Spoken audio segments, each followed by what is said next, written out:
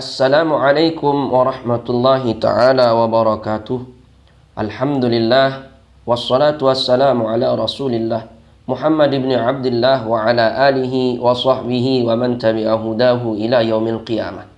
Subhanaka la ilma lana illa ma 'allamtana innaka antal alimul hakim. Wa la hawla wa la quwwata illa billahil aliyyil azim. Rabbi syrah li sadri wa yassir li amri wahlul 'uqdatam min lisani yafqahu qawli. Muslimin muslimat rahimakumullah. Pertama, mari kita bersyukur kepada Allah Subhanahu wa taala atas segala karunia, rahmat, nikmat yang telah Allah berikan kepada kita. Salawat dan salam semoga senantiasa terus tercurahkan kepada junjungan kita Nabi besar Muhammad sallallahu alaihi wasallam. Dengan berkat perjuangan baginda Nabi sallallahu alaihi wasallam lah kita dapat merasakan nikmat iman, nikmat Islam sehingga sekarang ini. Muslimin muslimat rahimakumullah. Dalam kesempatan ini kita akan membahas tentang anak buah daripada syaitan atau iblis alaihi la'nah yang senantiasa berusaha untuk mengganggu manusia di dalam kesehariannya. Muslimin muslimat rahimakumullah, dikatakan bahwa iblis mempunyai 9 anak buah atau 9 anak buah yang senantiasa mengganggu daripada keseharian seorang manusia. Yang pertama, ada yang disebut khanzab. Khanzab ini adalah syaitan yang bertugas untuk mengganggu manusia saat ketika melaksanakan sholat. Dia akan senantiasa memberikan rasa was-was kepada seseorang yang beriman kepada Allah Subhanahu wa taala di dalam hatinya untuk senantiasa merasakan bahwa sholatnya itu belum sempurna. Sehingga saat ketika dia melaksanakan sholat tersebut, dia akan terus mengulang satu rukun dengan rukunnya, satu rukun ke rukun sehingga waktu sholat habis. Biasanya ini terjadi kepada manusia. Maka syaitan yang bertugas untuk mengganggu manusia ketika sholat ini disebut namanya khanzab. Ini yang pertama. Yang kedua adalah walhan. Walhan ini adalah setan atau iblis yang mengganggu manusia saat ketika melakukan bersuci. Seperti berwudu, mandi wajib, tayammum, dan sebagainya. Maka ketika dia berwudu, kadang-kadang tidak cukup 1, 2, 3 kali basuhan. Akan tetapi berkali-kali bahkan. Itu yang mengganggu adalah namanya walhan. Anak buah syaitan, anak buah iblis namanya walhan. Yang ketiga, zalanbur,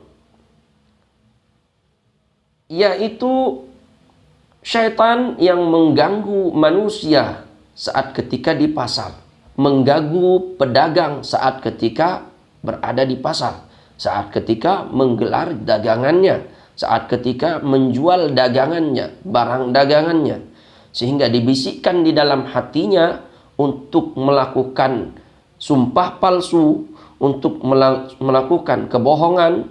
Dia katakan barangnya impor, padahal barangnya dari Tanah Abang ataupun barang-barang yang lainnya. Dia memuji daripada barangnya bahwa barangnya itu adalah kualitas yang nomor wahid di dunia. Sebenarnya tidaklah demikian. Maka setan yang membisikkan dalam hati pedagang yang seperti ini disebut dengan zalanbur. Yang keempat, al-a'war, yaitu syaitan yang senantiasa membisikkan ke dalam hati manusia untuk melakukan perzinahan. Minimal muqaddimah daripada perzinahan tersebut, seumpama pacaran dan sebagainya. Maka ini syaitan yang seperti ini disebut al-a'war. Yang kelima, al-wasnan, yaitu syaitan tidur yang senantiasa membisikkan di dalam hati seorang manusia untuk tidur, sehingga terlewatkanlah kewajiban yang semestinya dia lakukan ketika itu. Ini disebut wasnan. Ketika subuh pagi, Allahu Akbar, muazin sudah mengumandangkan azannya. Lalu dia terbangun sebentar, dibisikkan oleh syaitan, tidur. Maka ketika manusia itu mau untuk tidur, maka yang mengganggunya bangun daripada tidur tersebut adalah disebut wasnan. Yang keenam, tibrun, yaitu syaitan musibah. Syaitan yang memberikan hiasan kepada seseorang yang terkena musibah, sehingga orang tersebut berteriak-teriak, kemudian melakukan niyahah atau meratap. Kemudian dia memukul-mukul pipinya sebelah kiri, sebelah kanan, merobek-robek bajunya. Maka ini adalah kerjaan tibrun nama dia. Yang ketujuh, dasim.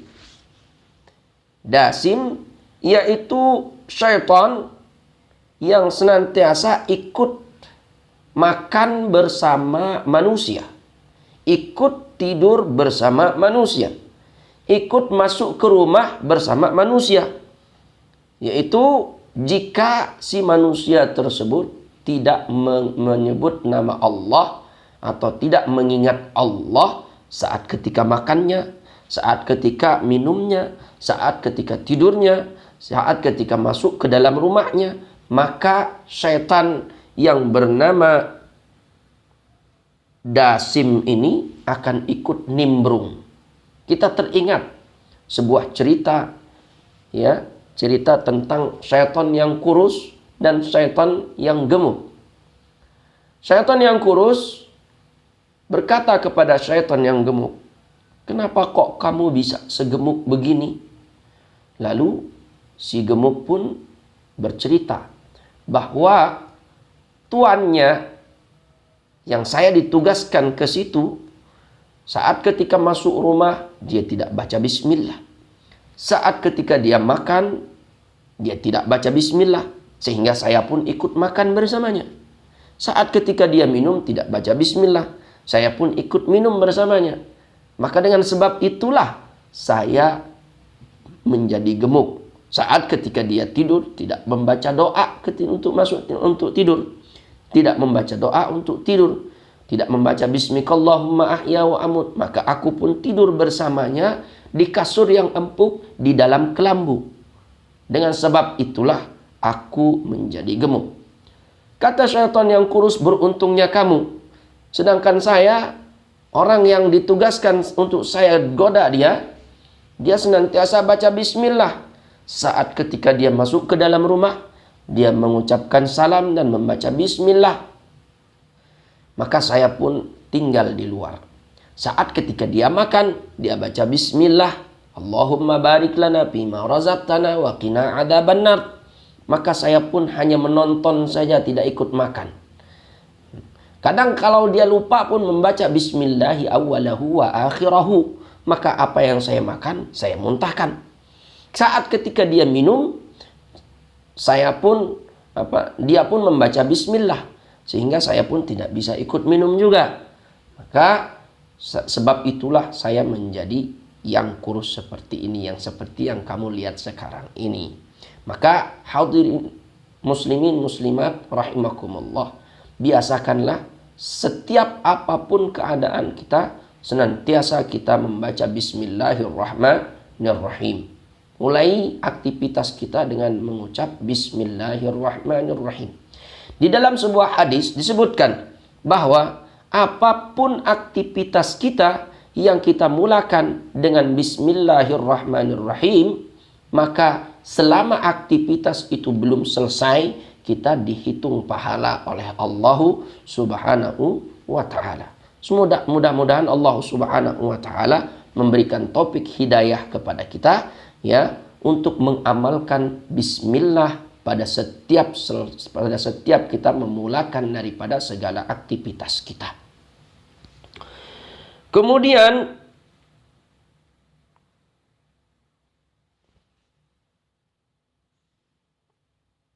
syaitan yang ke-8,